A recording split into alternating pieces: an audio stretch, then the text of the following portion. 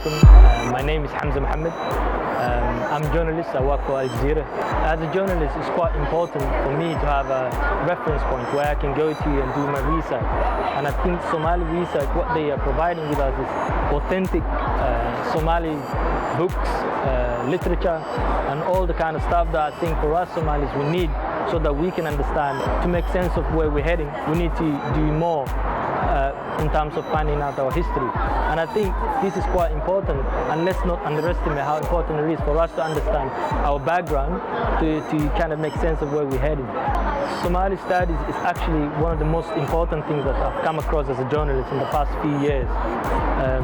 One of the main reasons why I say that is because most of the things that when you go online, what you find is books, studies, and all these things that have been done by non-Somalis for Somali audience.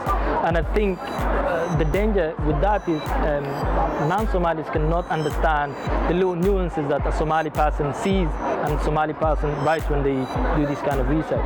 And I think for us, it's something that's been done for Somalis by Somalis. And I think that's the difference. And when you go and read the work, you can tell the difference, those that's been written by Somalis and those that have been written by non-Somalis.